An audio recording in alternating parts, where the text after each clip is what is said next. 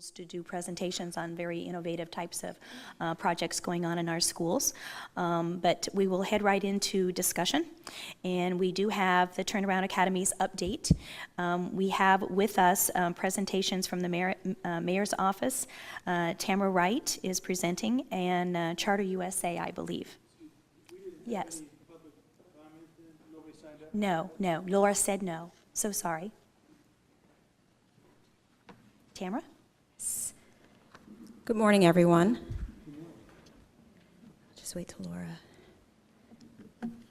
Before you start, I will say for the public and for new board members, we did have presentations by the other Turnaround Academies at the last meeting.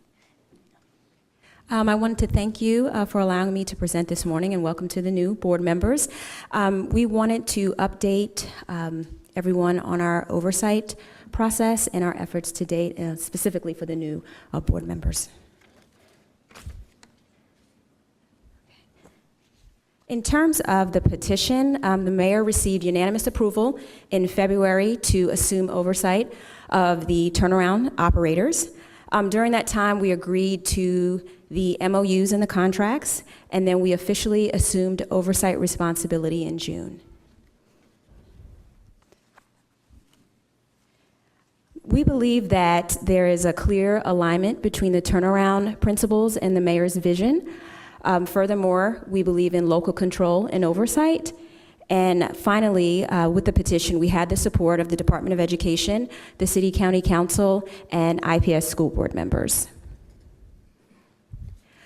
The mayor has a proven track record of success. Nearly 75% of mayor-sponsored charter schools pass math and ELA I-STEP. Nearly 70% of mayor-sponsored charter schools are either A's or B's, and we have no failing schools in our charter portfolio. Now, in terms of our turnaround oversight and approach, we are utilizing the mayor's performance framework, and what we did is we adapted that to the turnaround academies. So we're looking at a few things. We're looking at academic progress, we're looking at financial health, we're looking at organizational effectiveness, and we are going to look at school climate. And in terms of the framework, we are going to be building upon existing oversight and benchmarks. We're going to be monitoring the schools on a routine basis.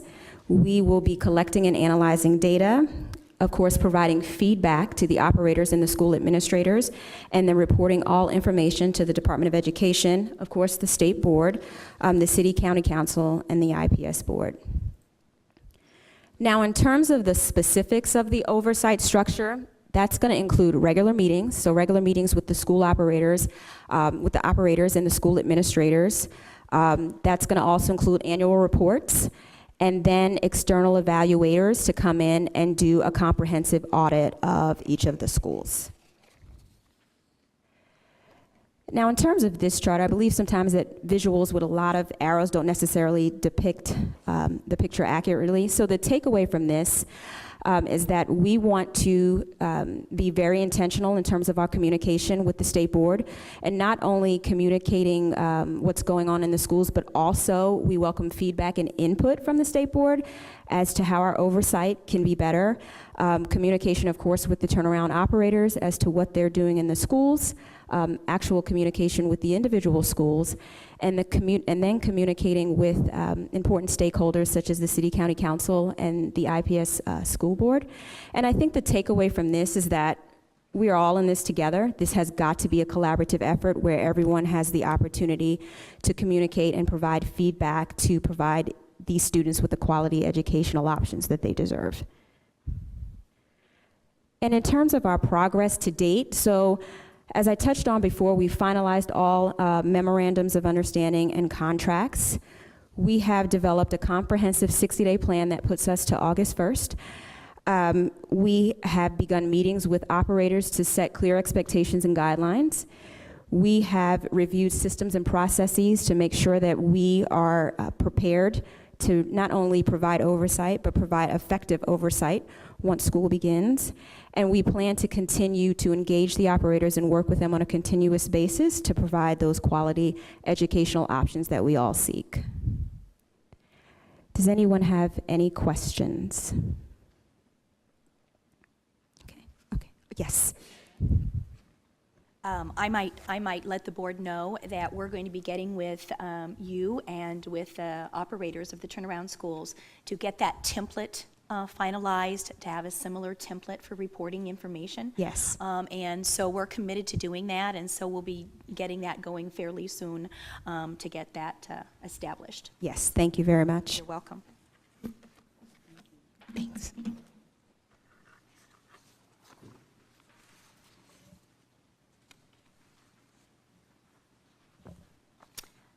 Charter Schools USA.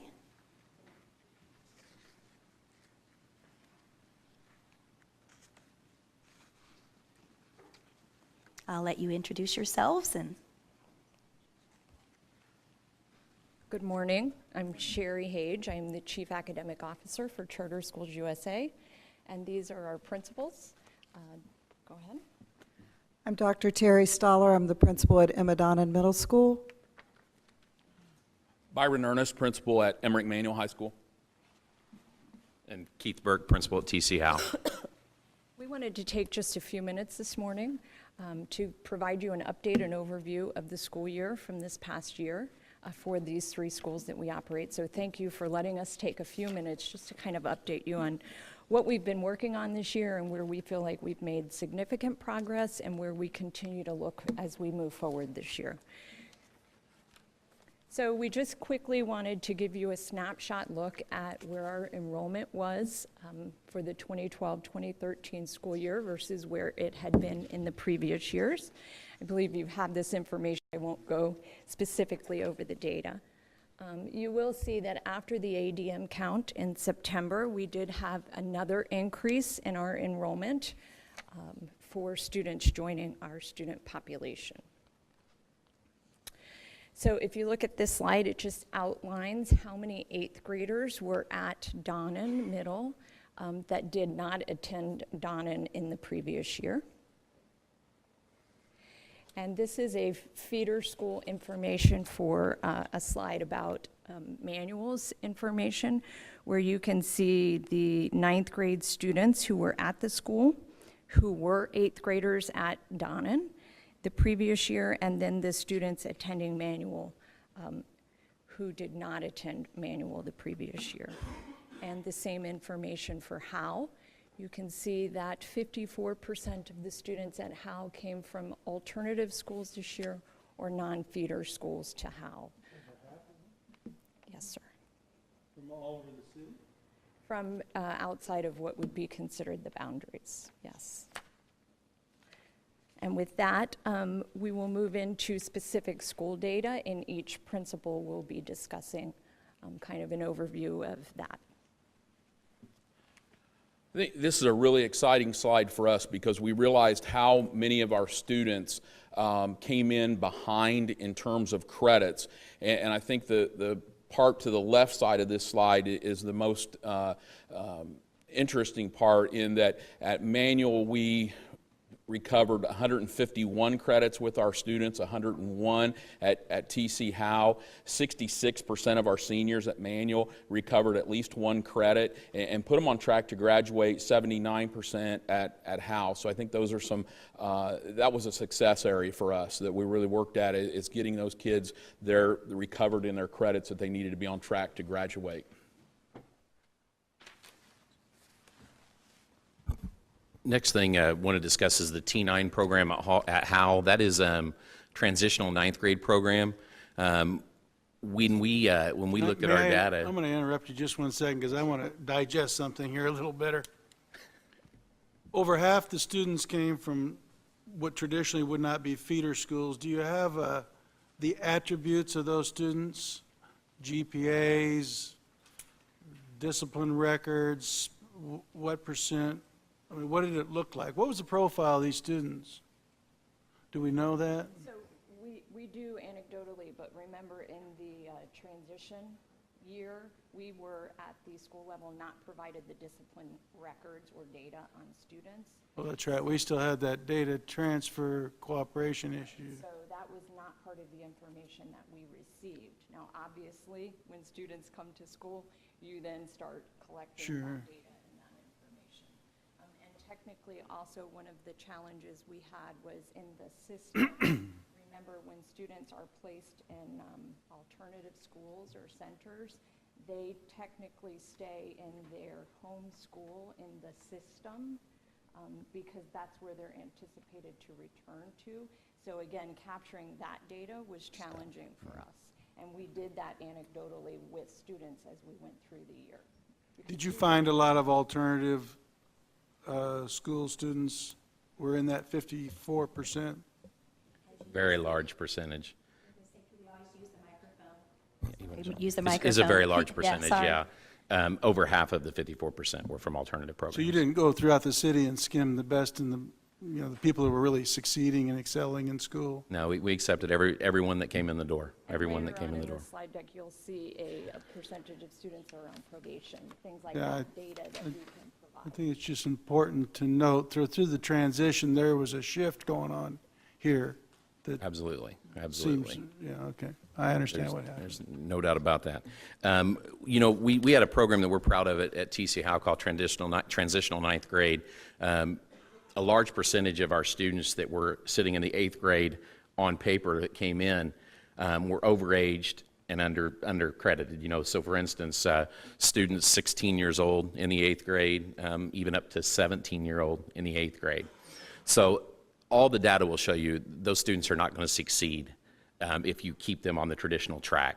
So we implemented a program called Transitional Ninth Grade, where what we did was we gave them individual instruction, counseling, and some computer-based programming, and really focused on the core curriculum needed for them to recover credits. They were so far behind for them to recover to get where they need to be, because again, the data will show you if they're with their age-appropriate peers, they have more of an opportunity to succeed. So we put a lot of time, effort, and money into that program, and we really saw the benefits. There were 23 students participated. We would have liked to have had more. We had more that could have participated, but we had to take the highest need because of, again, it's an expensive program to have. 64 credits recovered with those students. So if you look at that, 96% of the students at least recovered one grade level, made up one grade level additional to the grade level they were at. And 57% of the students now are on track. They're back where they need to be going into the 10th grade. So they recovered their 8th grade credits plus 9th grade credits, got them back where they needed to be. So that's something that we're very proud of. And that, you know, again, it's a situation where we want to get these students an opportunity to succeed. We're going to have to do it outside the box. Traditional is not going to get it done with some of these students because they come in with such a deficit.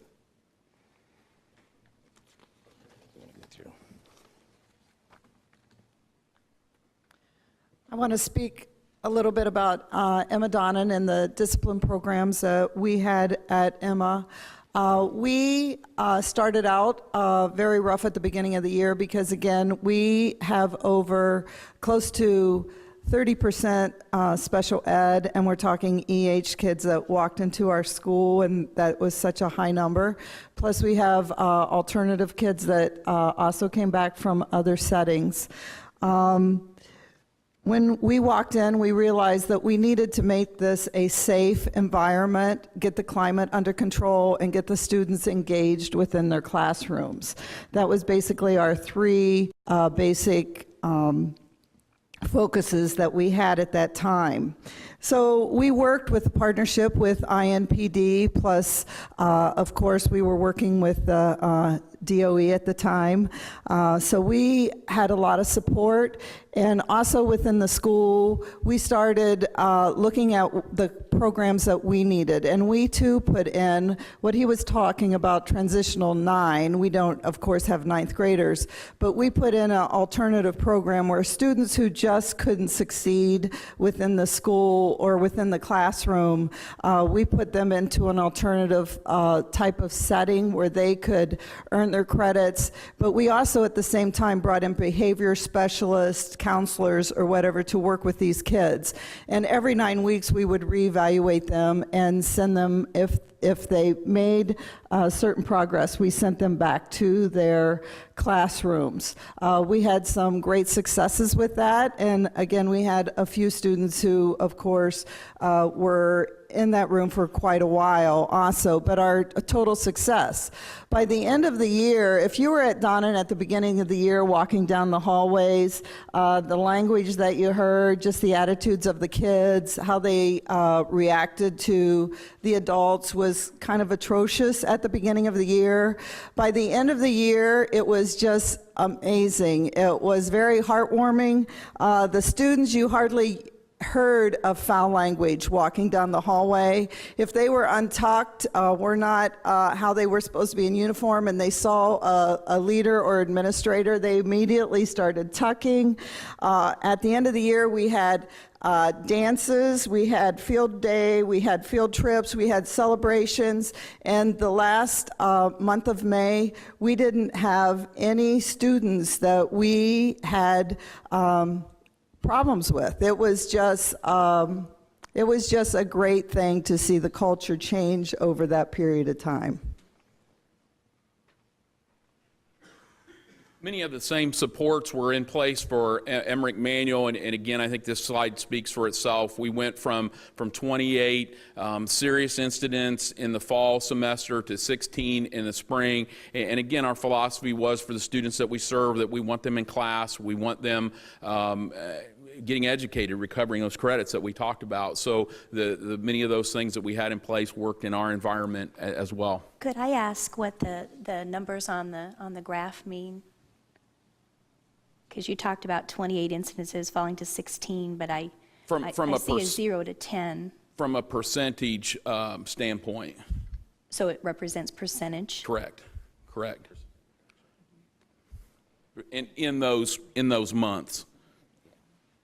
So there's just, the next is a quick little 3-minute video that we thought it was extremely important that you saw.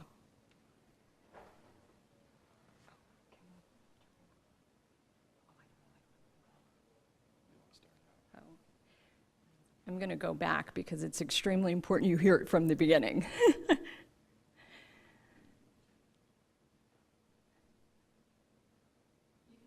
We'll try it.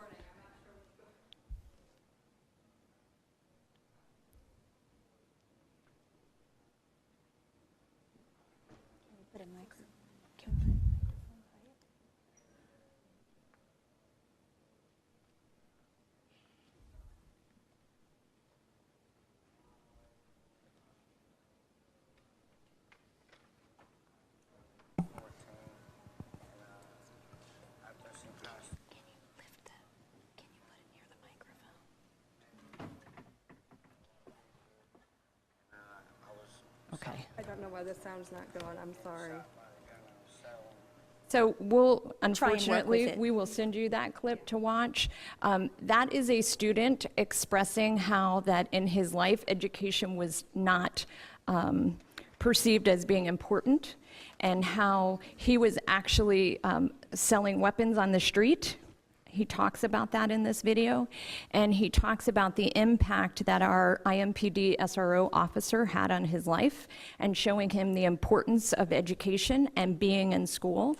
And actually, that student is one of our success stories where he made up several credits to get back on track to be successful in his academic career. There's also a clip from the specific SRO in the school talking about the mentoring that was going on to achieve that success with that student. So. And you can just see real quick, we had a similar situation with the decrease in violent behaviors within the students in our school as the year went on. Beginning of the year, quite challenging. As the year went on, it was definitely improved. If you want to go to the next. This does show the 47% is Howe, 26% is Manual. That is the percentage of high school students on probation. So nearly half of the students at TC Howe are on probation currently.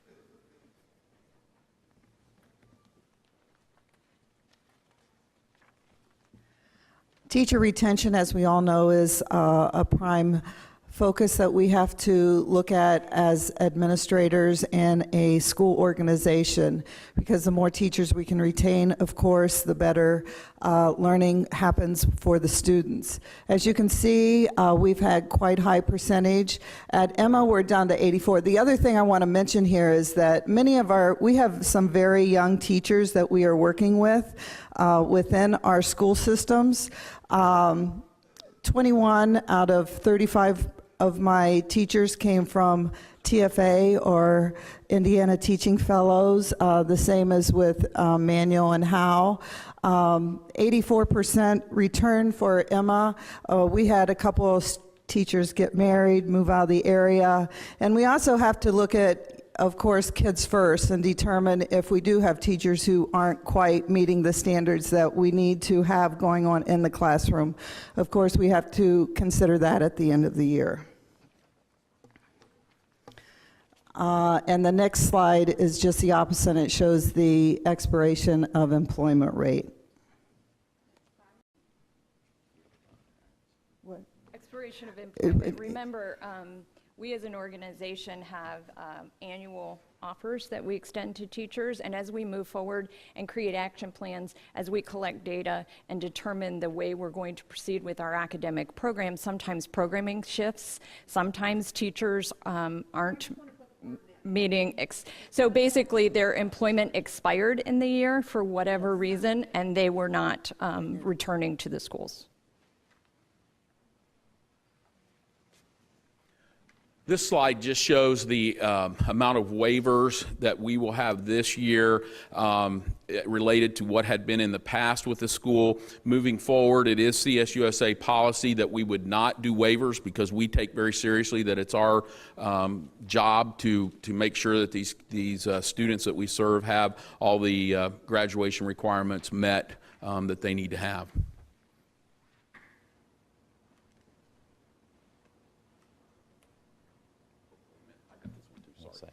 Sorry. Excuse me, I'm sorry. 75% of the students at Emmerich Manual this year were accepted to some type of post-secondary education. 82% of those received some type of aid or money for that college, and we are continuing to work with students as we speak in getting them help, getting them into the schools and getting them through that process because they do need help with that. And then 39% of our students have accepted four-year institutions for where they're going to matriculate. Again, when you look at TC Howe data, we had 85% of our students accepted into some form of post-secondary education that graduated. 46% of those accepted into a four-year institution. The next slide we're going to talk about is our participation rates. Ms. Byron, you want to do this? I can do this. Okay, our participation rates. It's a little bit tricky the way that this is explained. First of all, what I really just want to stay on this, and you can read the data. TC Howe, we had over 96% participation rate within our algebra test. Manual and go to English, we had over 98% participation rate. Manual, 100% on both of those tests, and biology as well.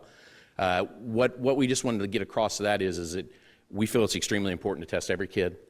We sent buses out to get kids. We knocked on doors. We want to know every single kid where they're at. We want a realistic point of where they're at.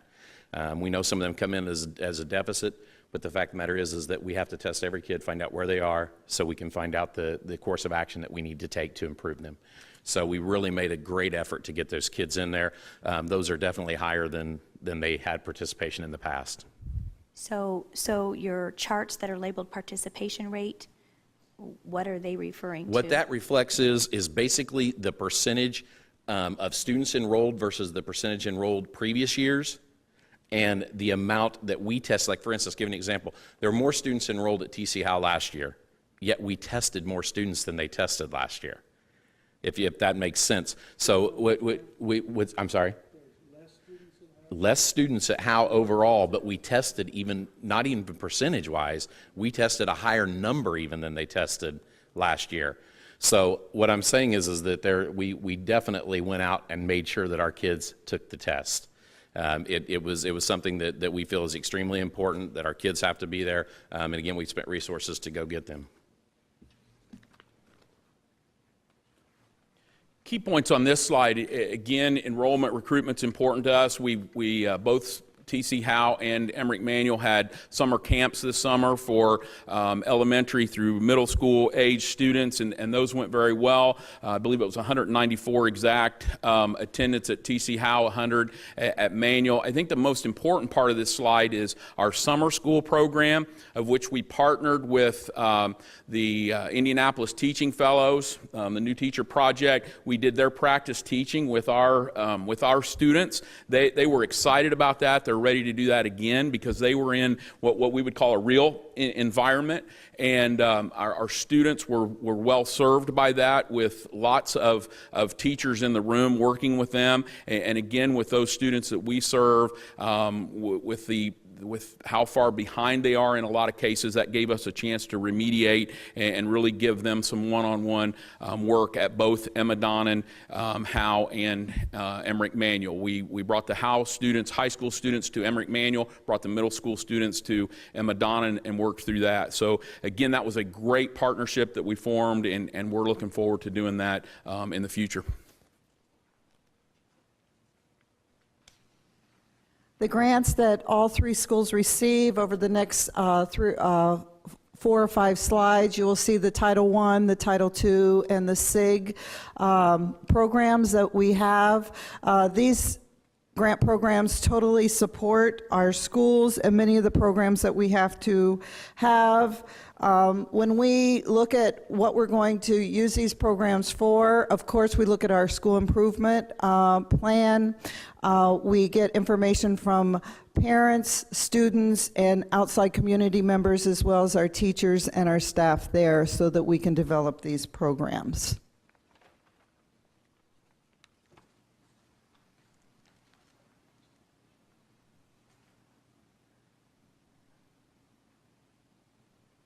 This is all in your packet, so we don't want to read each slide, which is why I'm just flipping through. But you can see where those grant dollars were spent at the school level, with specific input from each principal based on the needs of the students and the data.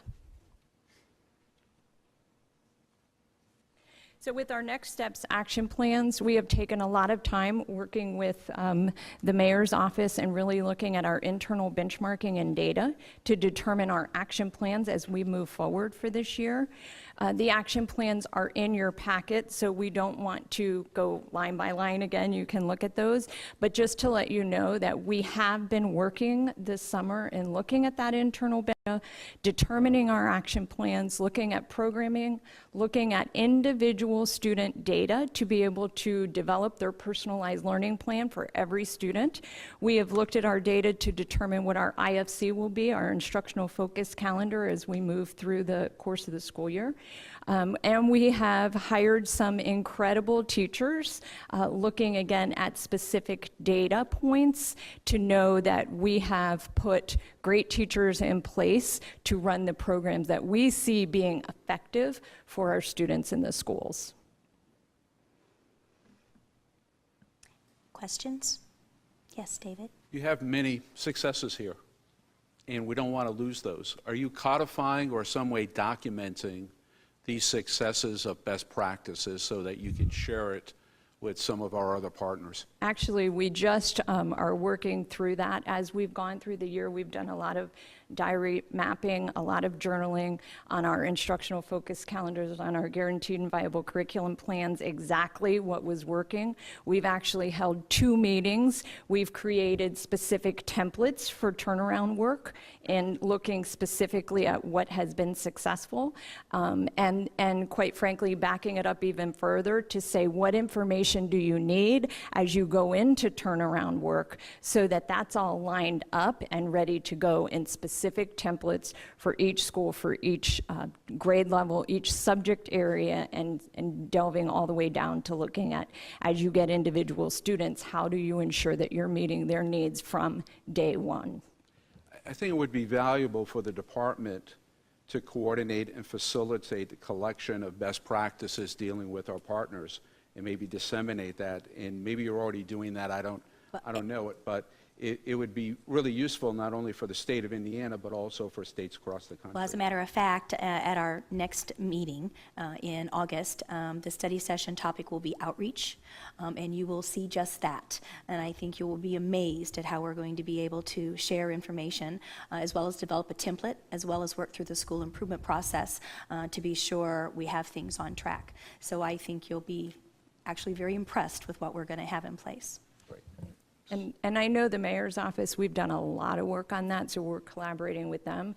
So we'd be happy to support and participate in that process. May I ask a question, or, this is a question comment, really, new board members. We worked very hard for a lot of years here on this issue of chronically failing schools, frankly, and for the neighborhoods, first and foremost for the children and their families.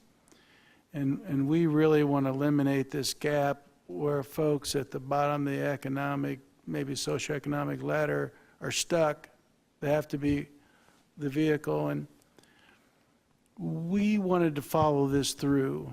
We didn't want to bring in firms and take over and make that move. It was very hard to do. We went through a whole year of evaluation and help, and then the transition year. So these schools have been through it all. And I'd like an honest assessment, and maybe I should ask the mayor's folks, what from this board and from the department, have we supported, what can we do better? Just quite frankly, what's going well, what do you need more of? Because there's a lot at stake for these young people in those neighborhoods in this city, both cities we're in.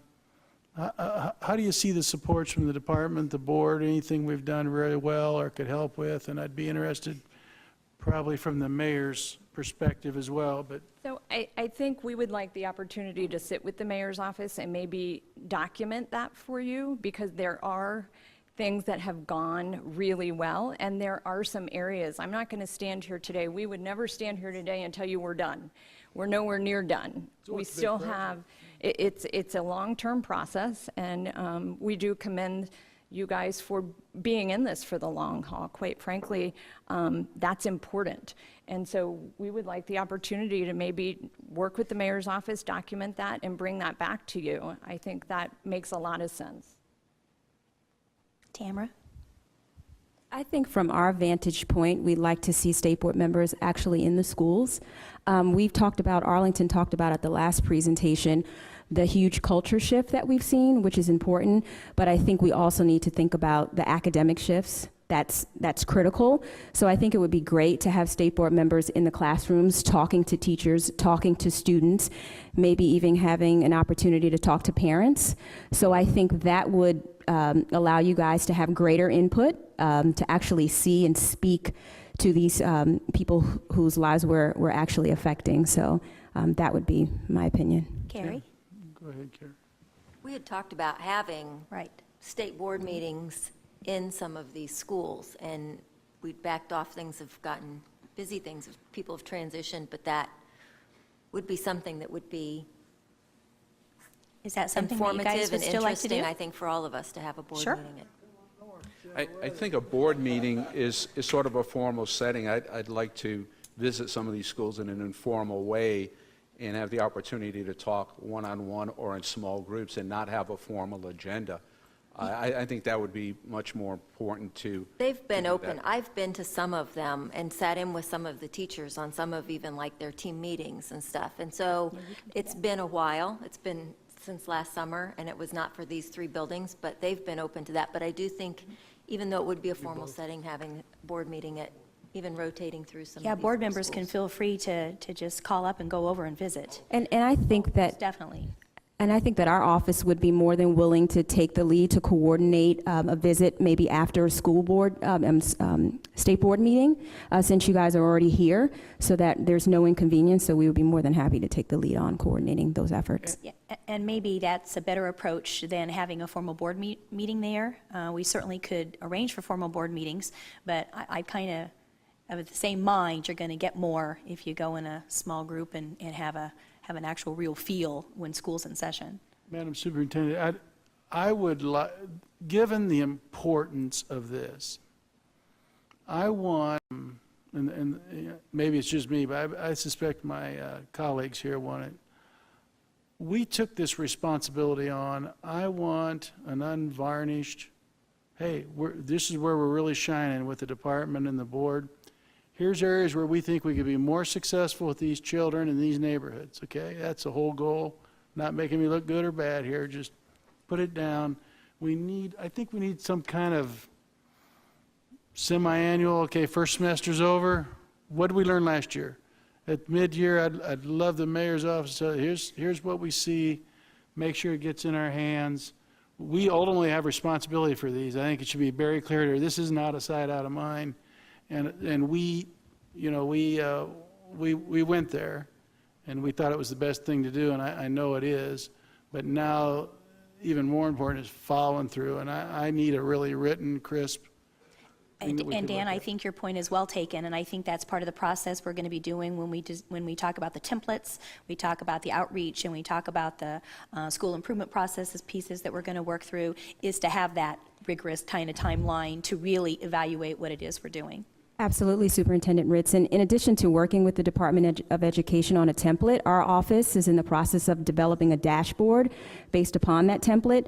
So when we go into the schools and we have those monthly meetings, we will have that dashboard so that we can track performance, and then we will roll that information into a quarterly dashboard, and that's what we hope to be able to present to the board on a quarterly basis, or more if necessary, so that you can see firsthand all of the data, you know, from every vantage point. So we're in the process of developing that now. And in addition, the department will have a school improvement template that will be technology-driven, in which we'll be able to pull up and see progress within a variety of school climate areas of actual improvement. So I think between the two pieces working here together in tandem, you're going to have quite a good overview of what's happening, not only in our turnaround academies, but in all of our schools.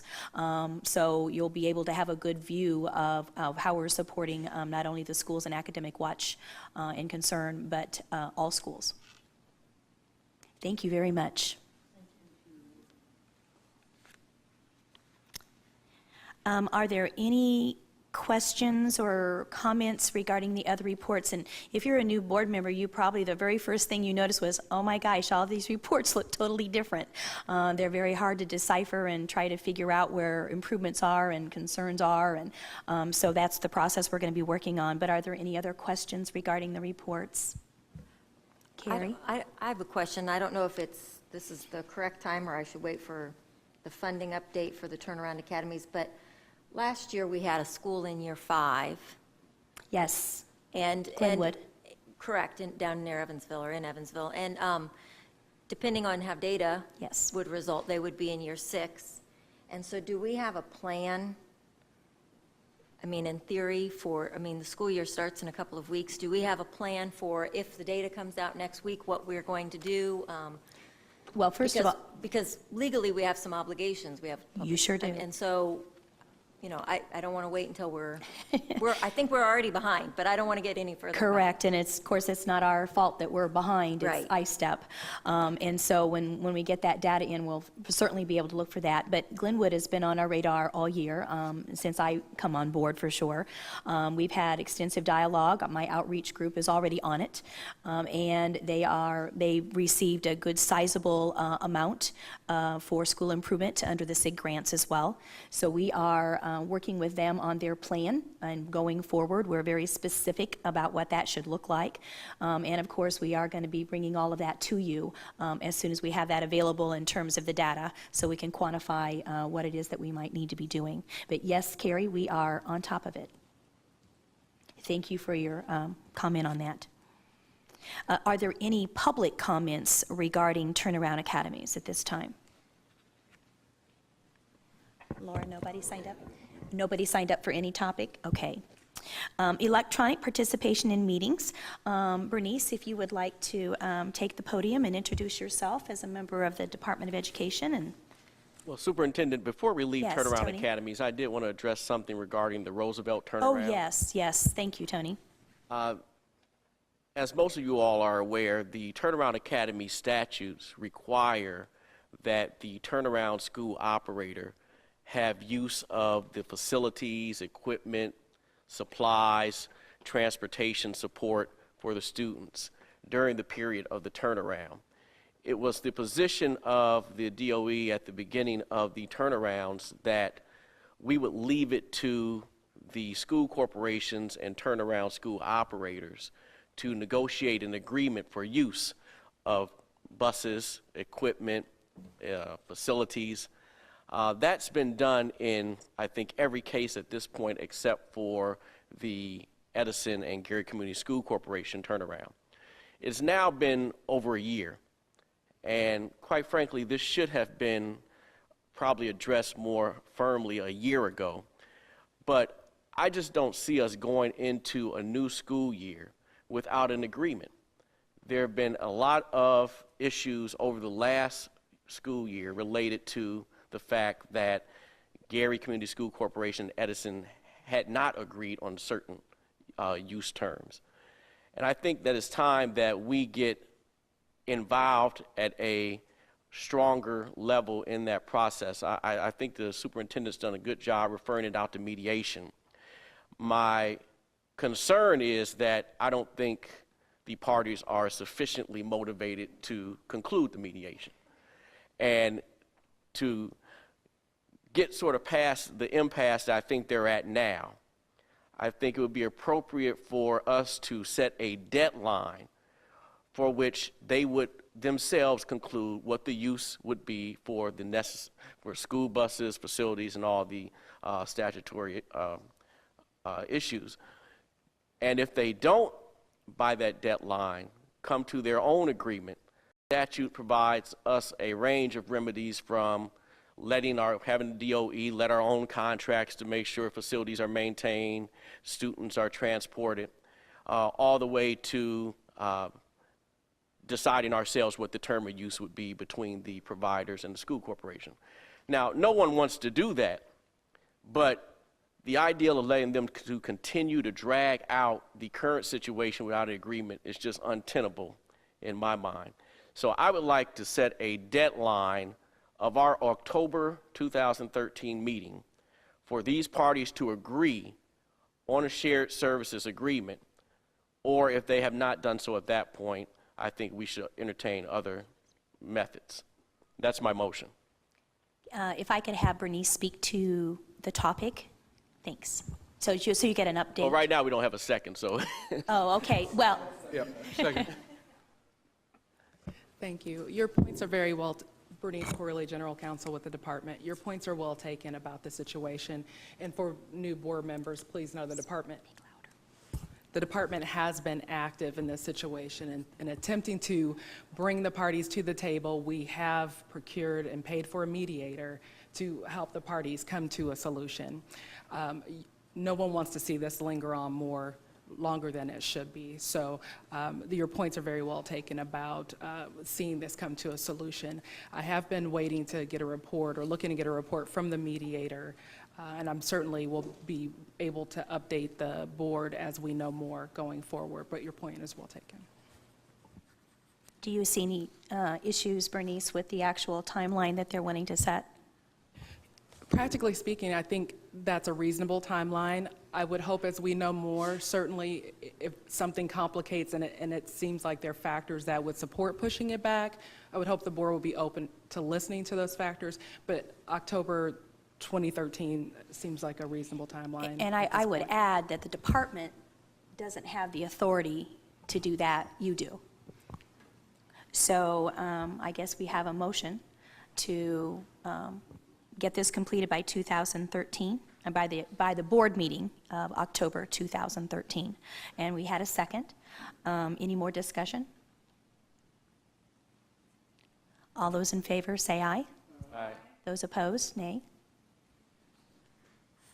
October 2013 will be it, and we will notify the two different parties regarding that. Thank you. The superintendent, and can you all hear me? Everybody, okay. Sounds good. Let me know if you have any trouble hearing me. The superintendent introduced the idea, you should find in your packet a memorandum from me.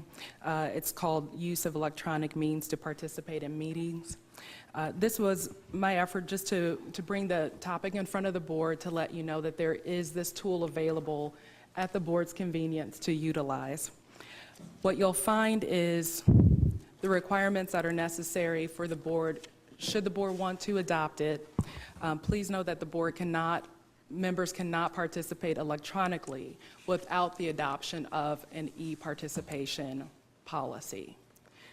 What you'll find on the next pages are elements that will be required in a policy. No negotiation, like your policy would have to contain these things. On page 3, you'll find the discretionary items that can go in a policy.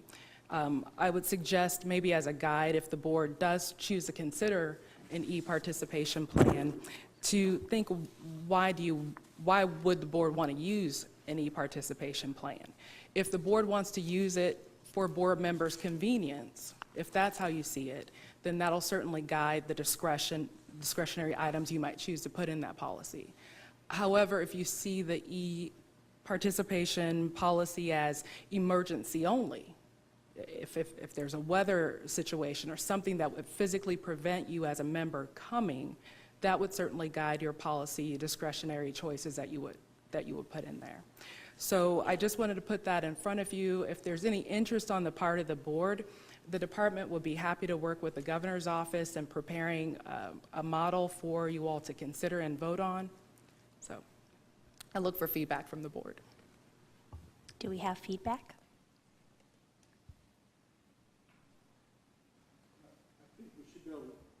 Go ahead, Dan. We have people travel on some of the discretionary ones. I'm intrigued with a few.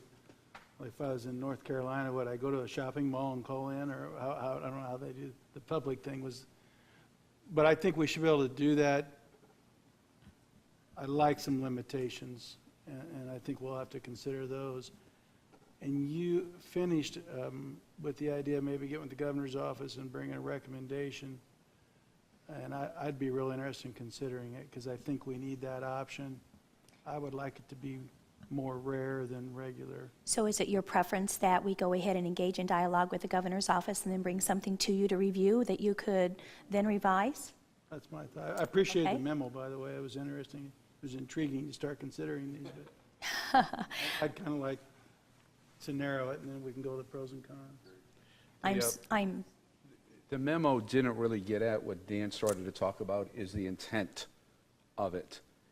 And it really laid out what was mandatory, what was discretionary, and as Dan pointed out too, that discretionary part where if you're away from the meeting and coming in via technology, that you have to be at a public space and have it open to the public was a little odd. So those kinds of things we'd have to look at, but I think if, after talking to the governor's office, it could be a recommendation of what the purpose is, and we can understand that, in my mind, it shouldn't be the normal way to operate as a board. So somehow we have to put some limitations in there, sort of a conceptual framework, I guess, is what I'm looking for. There were some prescriptive things that we need to get permission in order to do this, kind of odd again. And so it would be really helpful to come back to ferret out some of these things so that we can go through it and maybe item them and say which ones we're comfortable with and which ones we're not. I'm sure we know what other state boards are doing. I expect there's others that are doing and many other agencies are doing, different boards are doing electronic participation too. So there's a lot to look at for sure. And many are across the board in how they choose to do those discretionary things. But what I'm hearing from your comments are sort of maybe to start stricter, and then in our discussion, the board can consider if you want to stay there or not. But we'll work with the governor's office and get a draft to you. Okay. Do we have any kind of timeline for that? Or, does the board have any kind of timeline for that? We can have it ready I'd say the sooner the better. in August? Yeah, okay, we'll get it done in just a couple weeks, since our meeting's going to be coming up sooner than later. Teacher evaluations update. I would I know that the board receives a copy of everything that I send out to the superintendents and to the principals in their mailings that I do on a regular basis, and I do that typically on Fridays. And one of the items that I just recently sent out on Friday that I want to bring to your attention today and talk with you about is the state model RISE teacher evaluation system. And I want to start out by saying you're looking at a teacher who believes in very rigorous teacher evaluation. Not only that, I worked extensively on Senate Bill 1, and I believe in student measures being part of teacher evaluation. And so I bring to you and sent to you a memo that I sent out to superintendents that was for local consideration, making a statement that, regarding the I-STEP impact. The I-STEP, this is the first year, for those who may be new, this will be the very first year in which we evaluate teachers according to measures, student measures, and compensation is involved. And in the first year of our entire implementation process, we have this I-STEP issue, of which we're reviewing over 117,000 different students and their validity aspects. We have teachers in the classrooms who experience entire classrooms of students being interrupted and immediately start thinking, what happens to my evaluation? So it's very high stakes, very intense. I've gotten a lot of feedback from superintendents and principals and teachers regarding the DOE taking some type of action regarding this, not necessarily any kind of mandate, because I don't have the authority to mandate. The RISE model is simply what it is. It's a model. School districts can choose to use it or not to use it. They can choose to modify it or not to modify it. So I did issue this memo that I know you do have copies of, and I gave you another copy this morning. But I would like to call Risa Renee up to the podium. She is in charge of teacher effectiveness, oversees teacher effectiveness and teacher licensing, and has worked extensively with the department to issue what we issued. And so I will kind of tag team with her, but I think she would like to talk to you about the process by which we went through to do this. There might be questions of the board as to the process of the department issuing this. So I just want her to give you an update on that. Risa?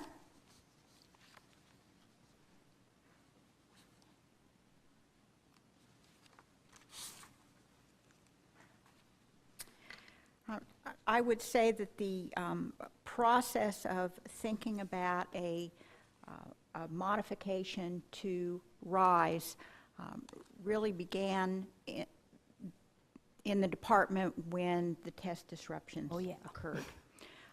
Because the intention of the modification of RISE, and the modification is really to just the part of RISE that deals with the summative evaluation ratings of the teachers at the end, with the weights that were given to the objective measures of student growth and achievement.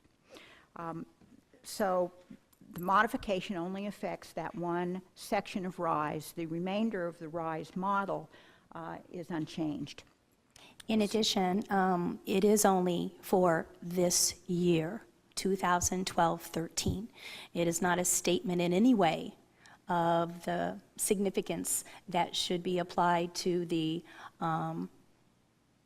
teacher evaluation system with the RISE model. It is simply in reaction to the I-STEP interruptions, the widespread I-STEP interruptions that we had. Go ahead and continue, Risa. In looking at how we might recommend to districts that they look at adjusting the weights of the state I-STEP data in the summative evaluation part of RISE, we looked at both the language in the statute and the state board rule on staff performance evaluations to make sure that whatever options we gave local districts in terms of deciding if they wanted to modify their weights would be in compliance with the statute and the rule.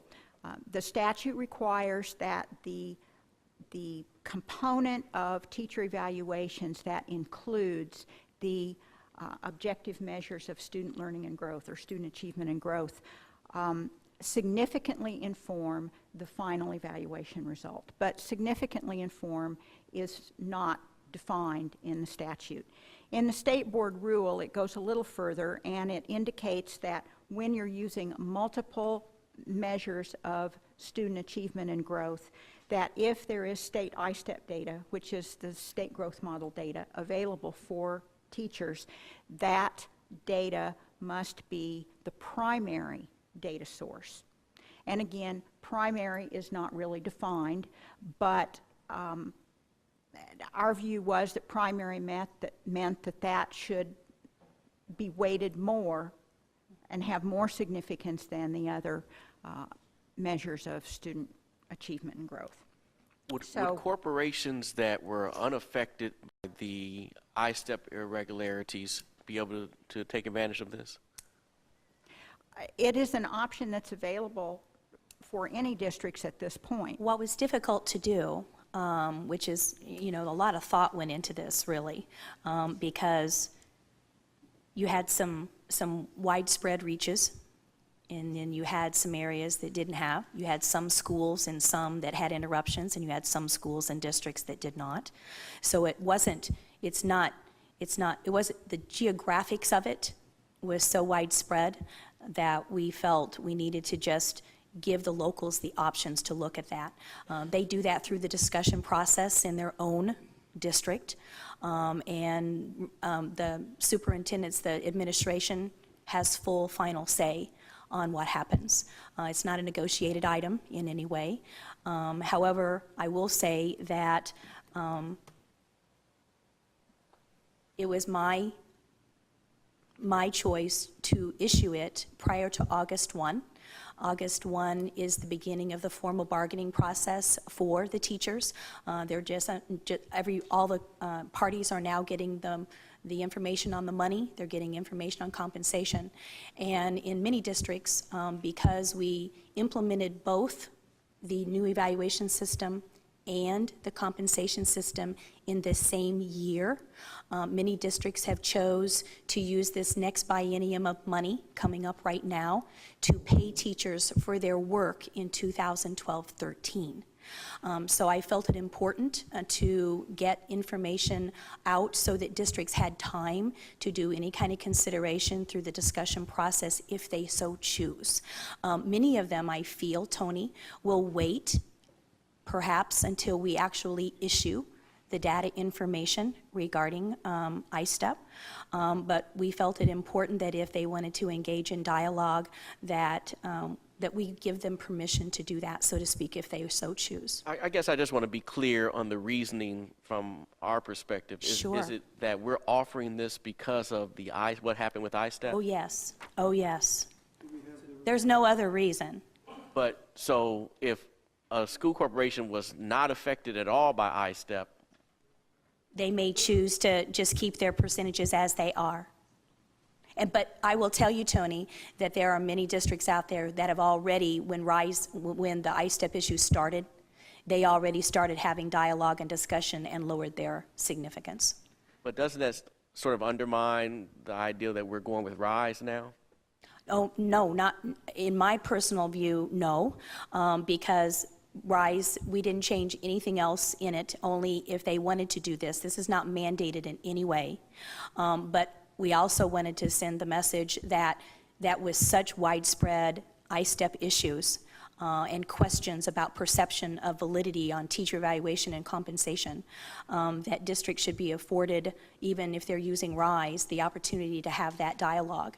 Do we know at this point what the impact was from the ISTEP? Do we even know what the... We do not have all those reports. We are starting to get those in. We also changed, I'm getting ready to talk about that in the ISTEP. You want me to talk about it now? I can. No, I'm just wondering because it all seems sort of It is all related. Well, actually, the perception, let's just take it for example. Let's say that in a given classroom, all of students were interrupted. And then we have the independent analysis, and statistically, maybe a few students that they determine that are invalid on the assessment. The teacher, though, the classroom teacher in that classroom knows the chaos that occurred. The perception of how that impacts their teacher evaluation is real to them. It's real to the principals who are evaluating them. And so this is nothing more than giving the locals, you know, an option to look at if they so choose. Risa, I think, will go ahead and talk about why we formally did it, why we did it in the way we did. And so if you could continue, Risa, and talk about that. Well, in developing the modification, which we're really calling RISE 2.5, there was a RISE 1.0 that was required to be in place in January of 2012. And that was put in place by, It was put in place by the department. and 2.0 was put in place by The department. the rules? There is a performance evaluation rule that was promulgated by the board, but it addresses the requirements for local districts. It does not address the state model. But that's an important clarification.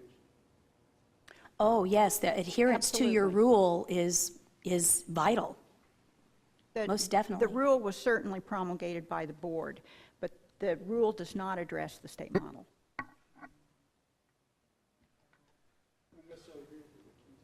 Okay. Anyway, we developed this modification to RISE, which we're calling 2.5. Since it only really addresses a change in one section of the model, of the model, we decided not to go all the way to 3.0. So we're kind of in between. And because this is a one-year change, so we looked at the involvement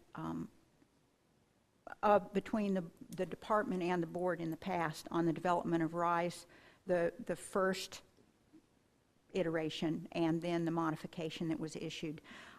And in looking at agendas and minutes of board meetings back to the point where the evaluation law first became effective in July of 2011, the board did not act on RISE or RISE 2.0 in any of its meetings. So it did not appear that the board had been responsible for approving models and issuing them. So the department and the superintendent developed this modification to the model of RISE to mitigate the testing difficulties that we experienced this year that were, of course, unanticipated, and issued the model. We, The validation of the testing here yet in July, correct? we are expecting the report soon. We did add, excuse me, we did add a scope of work to Dr. Hill's work.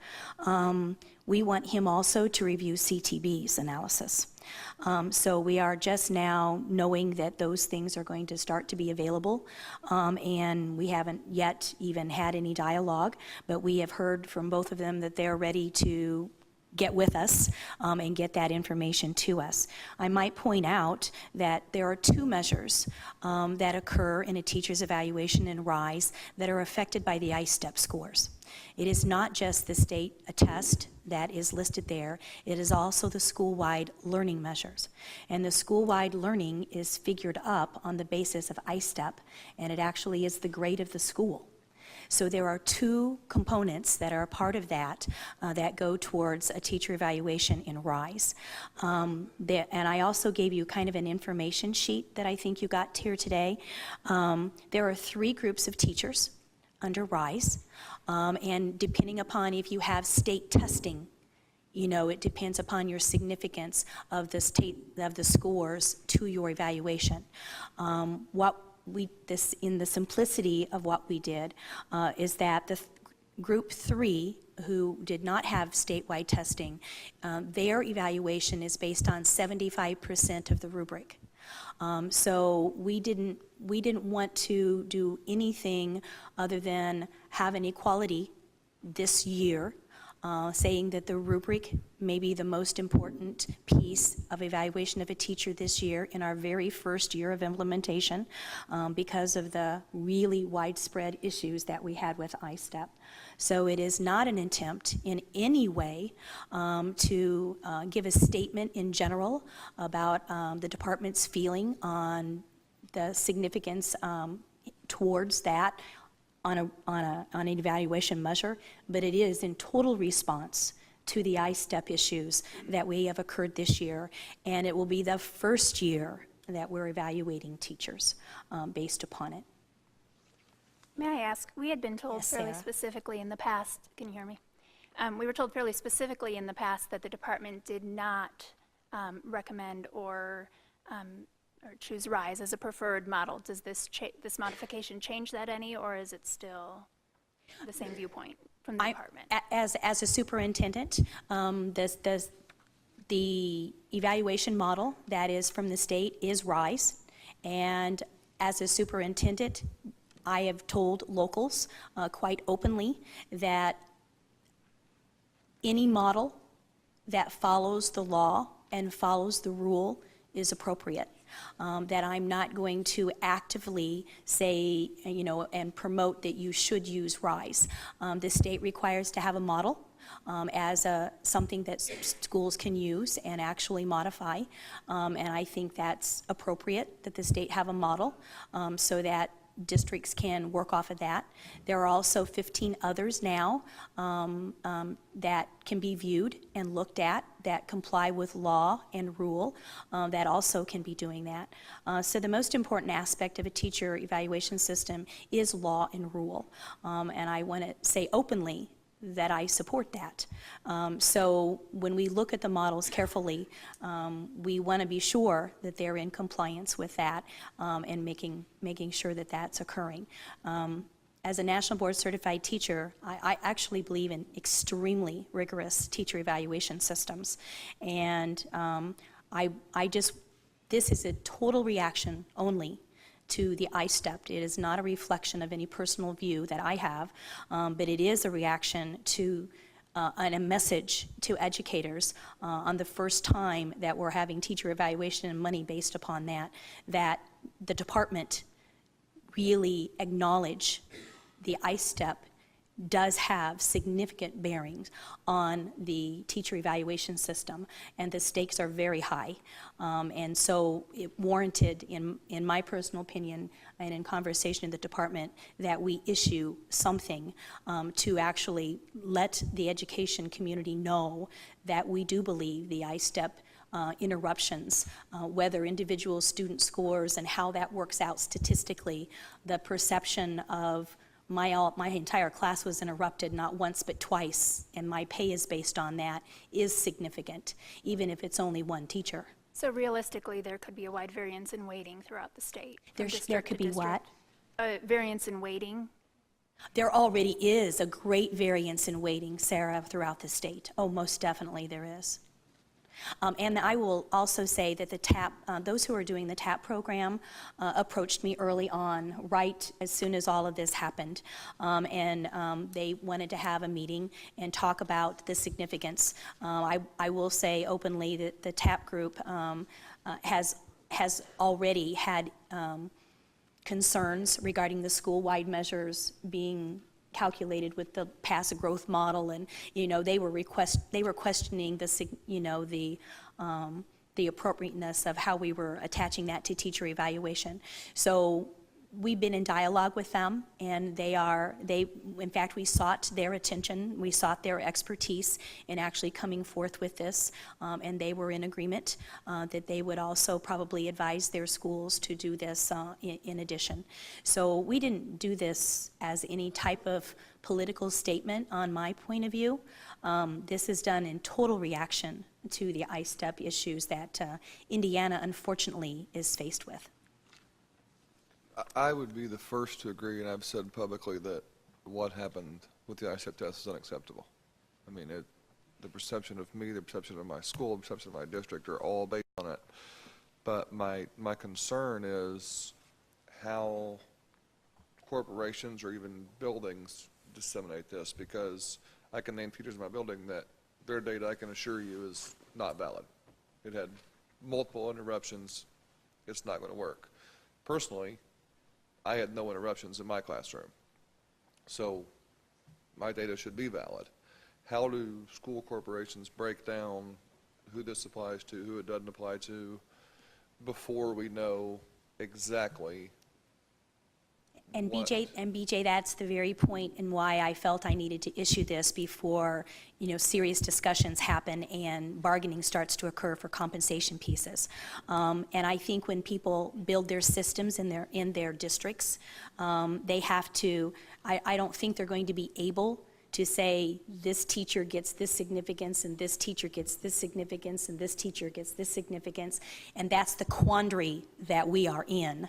And that's why, why you see me issuing something. So they can have dialogue about what do they want to do with the significance of that, because it affects not only the state measures, but your accountability grade as well as an entire school or a district. How close are we to having a handle on how extensive the interruptions were? Yeah, let me just go ahead and give my ISTEP update. And unfortunately, Brad, I didn't mean to interrupt you. I apologize. if I did, sure, but- I am expecting within this next week to have reports from CTB and meetings regarding their data. And I should also have preliminary reports from Dr. Hill. In addition, like I said, we have expanded Dr. Hill's scope of work to also look at CTB's analysis. So we want to look at it as well. And then, of course, we also have the dreaded task of deciding statistically how to go forward with actually looking at individual scores and determining which might be valid and which might be invalid, and what does that look like. So we're having that on July 29 at 1 o'clock. We will be having it may occur even in this chamber, I'm not sure. The Legislative Commission is holding a hearing. We will be finished by that time, BJ. We are setting that as our deadline with them to have everything done, because we plan on inviting Dr. Hill and CTB to that hearing, as well as we are going to also put it on our August meeting to have conversation with both of those entities. So we are very close. I have been, you can ask my chief of staff, Craig Hartzer, we've been dogging them, to get this completed so that we can move forward. We have lots of things to do even after we get that data, and decisions and getting information out to parents and what's the report's going to look like, and starting the accountability process based upon it. It's a heavy burden on the state of Indiana to have to deal with this issue. It is unacceptable, and really because it is unacceptable, it's unacceptable for teachers to be evaluated in a large part on that particular piece. So, Brad, did you have a comment? Just a question, follow-up on BJ's. I was reading this too, and I did have a concern, and I appreciate, I think teachers in the state have a right to know that the data is going to be valid, that's going to be used to drive ultimately their compensation. Sure. And I certainly appreciate that. I guess the concern I have is that if we act now ahead of having that study, and let's carry that to the next level, at the local district level, they go ahead and bargain down the impact of student growth. It's not bargained. Well, not bargain, but I mean, they reduce that. Does it impact an exemplary teacher? Let's say BJ is an exemplary teacher, I'm sure he is. Does it impact his ability under that? I guess, how do you counterbalance that? I guess, how do we, in the one case of saying, hey, we want to make sure that teachers know that we heard them, how do we make sure we don't disenfranchise that exemplary teacher who has worked extremely hard and is banking on valid results? We actually did take that into consideration, and we did contact the Superintendent's Association, and we had some conversation with some superintendents to actually vet out that very question. Their response was that a very competent teacher is going to score very high on their rubric. And so the adverse effect, in fact, a couple of superintendents I know actually went down to their principals and said, tell me what this would do.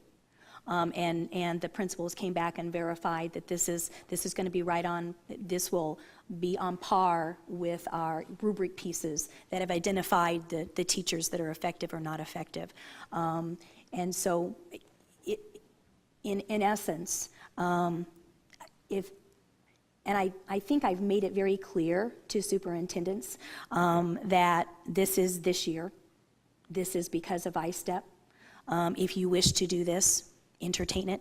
If you don't, don't. I've left it it's in total control of the administration at the building. It is not it's not bargainable. But a statement, excuse me,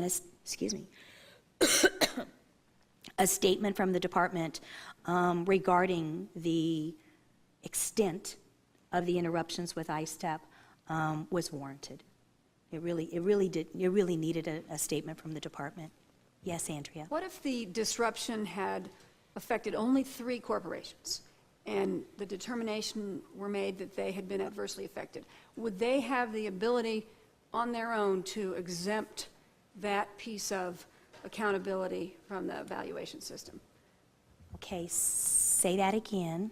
If the testing disruption had only affected 3 corporations, 3 had for It whatever didn't, reason. but Well, okay. this is a hypothetical. Okay. What would be the recourse for those 3 corporations if they decided that testing data had adversely affected teachers and was not reliable? Would they have the ability to modify their teacher compensation formula just based on that determination? That their test results had been significantly disrupted and scores adversely affected? Keep in mind that teacher evaluations are all locally developed. Well, let's assume one included a significant reliance on the ISTEP score. Can they on their own just change their model? Yes, they have the right by state law to change their local models, yes. Yes. Without approval? Yes, yes, some have already done so. Yes, yes. Through the discussion process. In law, it must go through the discussion process between the teachers and the administrators to make changes, and the administrators have final say on what that looks like. But yes, they all have those parameters to change their evaluation systems, yes. Matt, go ahead. Dan? Oh, Sorry, Carrie? jump in here. I am worried about the precedents it sets in terms of school letter grades, and then when I show the scores to parents, I mean, I get it, I'm on the front lines, BJ and I, we were there, we're testing, but I didn't have any problems either. And so when I show that parent, their child's a yellow dot, and they want to say, well, the scores, the tests were this and this year. Not in my room, they weren't. He's a yellow dot. But they were allowed to do this and this. It sets this tone of, we don't know yet for sure. If I bake a batch of cookies, and I burn one of my trays of cookies, I don't throw all the cookies out. I throw out the one batch I burn. And I taste them first, or I have my kids taste them first. And so I feel like we're throwing out the whole batch of cookies. We haven't even tasted them to see if they're burnt. Well, and I guess to the teachers in the classroom that did have those interruptions, they would probably disagree. They probably would say, you only had 2 kids that were invalid here, and I saw all of them seriously affected by this And I test. get that, because I had teachers in my building who Oh, were. yeah.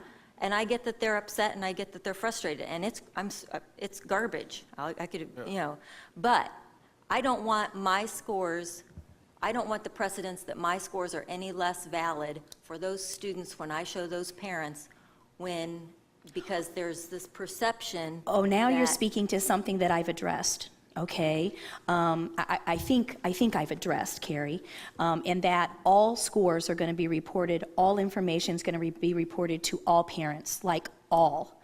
And if a student's test might be deemed invalid, it's going to have a note. It's not going to be anything like the past where you just didn't get a score and it didn't count. And I understand that, I'm hopeful of that, because frankly, everybody took the applied skills portion, yes. there were no problems. Correct. So, at Correct. the very least, everybody ought to get that information. I don't like the precedence that all of the data is somehow skewed when we haven't waited to see, 1 week to see what actual data is skewed. And I'm fine with altering the teachers who were affected, because I get it. But the teachers that weren't, the kids that weren't affected, I just feel like we're throwing out the baby with the bathwater. And I guess that's a question I had, is we wouldn't be able to come back and revisit that if in fact we find that needs to be revisited. I certainly don't want bad data being used to impact people negatively, but that presumes we wouldn't revisit it. I would hope that we would, and we would do it. I think there'd be a greater transparency to it and a greater sense of the process working well if we have that information. Well, and I think it's certainly appropriate that after we get the data, that the department will take a look at the impact on what it's sent out, and it may give further guidance. We are expecting to get that here, I hope, within the next, few weeks, and be able to guide some information. Thank you very much, Risa. Can I ask Oh, one more? Sarah, I'm sorry. yes. I apologize if I'm misunderstanding, but if the schools and the districts do have local control to change their RISE model, I worry about some confusion by issuing a 2.5, that it adds one more layer to what a lot of schools are already struggling with implementing in the first place. So if they have that control, I guess I'm asking about the justification for adding another model to it, instead of just reminding schools that they have the control to make those changes. For districts that are using the RISE 2.0, there are specific weighting percentages that are required under RISE. So without issuing this modification, they would still be using if they're implementing RISE with Fidelity, they would be required to continue to use the weights that are in RISE. So if 2.5 is not in place, they may not change any element of it on their own. But if they had a modified version already, they'd already modified it. Okay, And there are many who are doing modified versions of RISE. right. I guess where I am is I agree completely with this thought process. Those students that were affected, 100%, the data's not valid, shouldn't be used. Teachers shouldn't be punished, either should the students. I would be a lot more comfortable if I knew corporations A, B, and C were affected. You're out. If D, E, and F, you weren't affected, your data stands. I hate to give a grant all to everyone to use this when it may be, and I don't know how widespread it was. And you may, and that's maybe why I don't have a Well, comfort level with. and that's why, I mean, it's not mandated. It's totally up to the district, as if they know if they were affected or not. I mean, the districts know. Let me ask you this, if the district was not affected, we get, in another week, it comes back and says, School Corporation C had no disruptions, could they still use 2.5? I believe they could, Yes, I believe they could. but they wouldn't have to. It would be a Yeah. local option.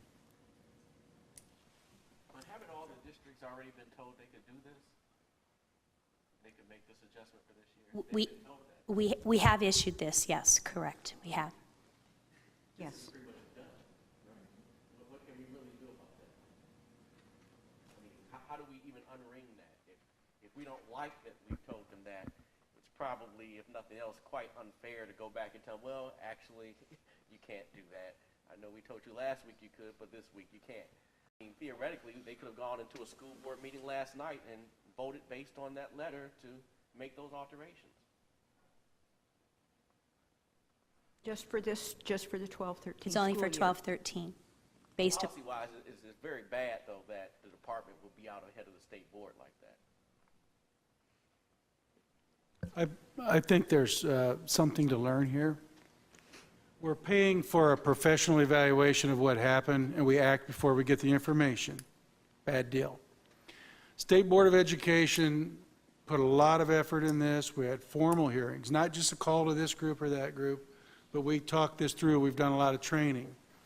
If you take a large organization like this and you set out on a goal and the board votes it, then we have to be assured out in the field that we'll pursue it over a long period of time.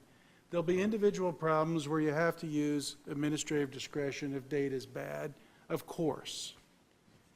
And just the lesson might be in terms of good leadership and indications of the field and signals we send and how we all work together.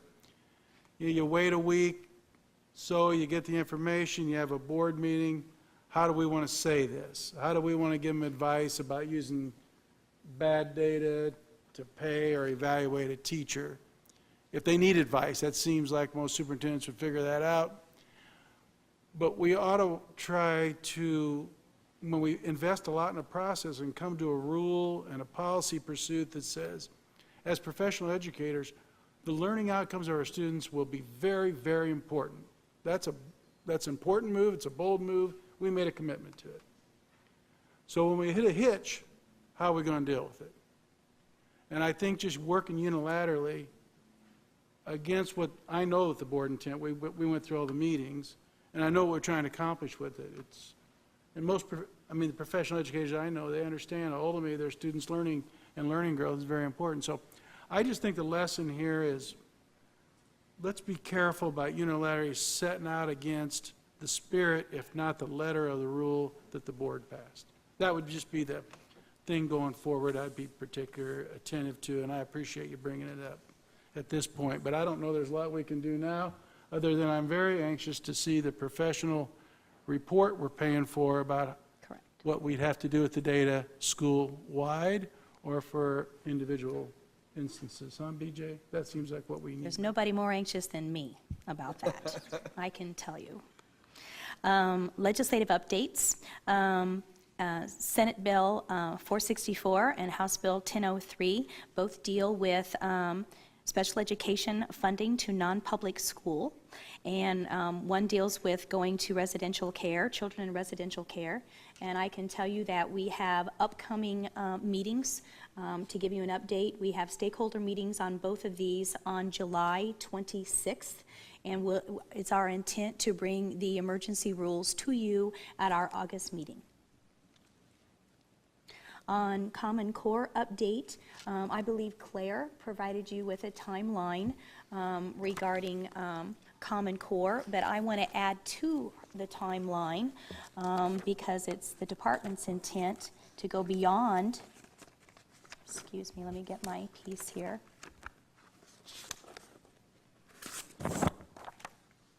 And I know you all received a copy of the evaluation from the Department of Education, and I hope that you found that helpful. But on page 7 of that, I think the items that the governor's office mentioned were required by statute. In addition to those that are required by statute, I'm just going to kind of go through this. The IDOE is going to work with the Office of Management and Budget to help prepare the fiscal impact statement that's due September 1. So we'll be involved in getting information to that entity, and that is required in 1427. And then I am going to be appointing, according to statute, the actual standards committees in math and language arts. I plan to do that by October 1, so I wanted to kind of give you a flavor of the timeline. Then the DOE is going to participate in the educational standards hearings that will be happening, and those all need to happen by November 1, and so the department will be involved with that, and I urge your involvement as well. And then the DOE is going to hold electronic public review of proposed standards. That is not in statute, but it is practice on the department to always put standards forth for public review. So we will be doing that, and I want to assure everybody that that will happen. The DOE will assist the State Board of Education in conducting 3 required hearings, and I assume we'll do one north and one central and one southern area for travel purposes on our standards. And then the DOE and the Academic Standards Committee will submit recommendations to the roundtable as is required in statute. And the roundtable will then make recommendations to you. And then by July 1, 2014, we must have approved college and career ready standards. I want to openly say that I support not only the legislators' stance, but your stance on college and career ready standards. I am a proponent of making sure that we have in-depth standards that our students are going to be exposed to. During this review process, we will be looking at the standards and making it a review. I see really 3 different scenarios that can happen because we are dealing with college and career-ready standards. College and career-ready standards have been defined by the U.S. Department of Education. They are required, excuse me, to have college and career-ready standards to go forth in our plans to receive Title I funding, Title II funding, Title III funding. So college and career-ready standards has already been established as a nation that we need to have. There are 3 ways in which you can have college and career-ready standards, 3 different pathways. One is to adopt the Common Core, and the State Board of Education in Indiana did that in 2002 with no modifications. You also